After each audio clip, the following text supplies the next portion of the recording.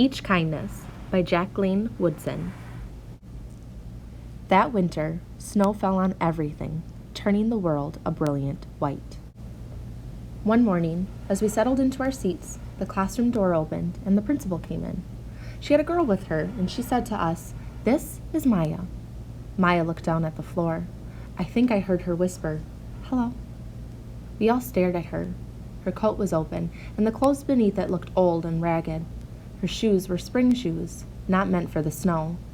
A strap on one of them had been broken. Our teacher, Miss Albert, said, "Say good morning to our new student," but most of us were silent. The only empty seat was next to me. That's where our teacher put Maya. And on that first day, Maya turned to me and smiled. But I didn't smile back. I moved my chair, myself, and my books a little farther away from her. When she looked my way, I turned to the window and stared out at the snow. And every day after that, when Maya came into the classroom, I looked away and didn't smile back. My best friends that year were Kendra and Sophie. At lunchtime, we walked around the schoolyard, our fingers laced together, whispering secrets into each other's ears. One day, while we were near the slide, Maya came over to us. She held open her hand to show us the shiny jacks and the tiny red ball she had gotten for her birthday. "It's a high bouncer," she said, but none of us wanted to play. So Maya played a game against herself.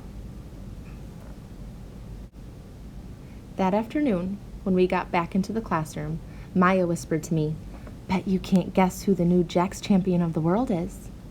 Behind me, Andrew whispered, "Chloe's got a new friend, Chloe's got a new friend." "She's not my friend," I whispered back. The weeks passed. Every day, we whispered about Maya, laughing at her clothes, her shoes, the strange food she brought for lunch.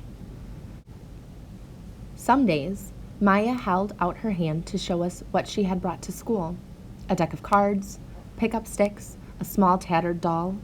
Whenever she asked us to play, we said no. The days grew warmer and warmer. The pond thawed. Grass began growing where snow had once been. One day, Maya came to school wearing a pretty dress and fancy shoes. But the shoes and the dress looked like they'd belonged to another girl before Maya. "I have a new name for her," Kendra whispered. "Never knew. Everything she has comes from a secondhand store." We all laughed.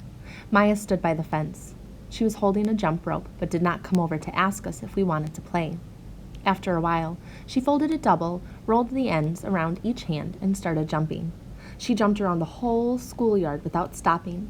She didn't look up once, just jumped and jumped and jumped. The next day, Maya's seat was empty. In class that morning, we were talking about kindness. Miss Albert had brought a big bowl into class and filled it with water. We all gathered around her desk and watched her drop a small stone into it. Tiny waves rippled out, away from the stone. "This is what kindness does," Miss Albert said. "Each little thing we do goes out, like a ripple, into the world." Then Miss Albert let us each drop the stone in as we told her what kind things we had done. Joseph had held the door for his grandmother. Kendra helped change her baby brother's diaper. Even mean old Andrew had done something. "I carried teacher's books up the stairs," he said, and Miss Albert said it was true. I stood there, holding Miss Albert's rock in my hand, silent. "Even small things count," Miss Albert said gently. But I couldn't think of anything and passed the stone on. Maya didn't come to school the next day, or the day after that. Each morning, I walked to school slowly, hoping this would be the day Maya returned, and she'd look at me and smile, and I promised myself that this would be the day I smiled back. "Each kindness," Miss Albert had said, "makes the whole world a little bit better." But Maya's seat remained empty, and one day, Miss Albert announced to the class that Maya wouldn't be coming back. Her family had to move away, Miss Albert said. Then she told us to take out our notebooks. It was time for spelling. That afternoon, I walked home alone. When I reached the pond, my throat filled with all the things I wished I would have said to Maya. each kindness I had never shown. I threw small stones into it over and over, watching the way the water rippled out and away, like each kindness, done and not done, like every girl somewhere, holding a small gift out to someone, and that someone turning away from it. I watched the water ripple as the sun set through the maples, and the chance of kindness with Maya becoming more and more forever gone.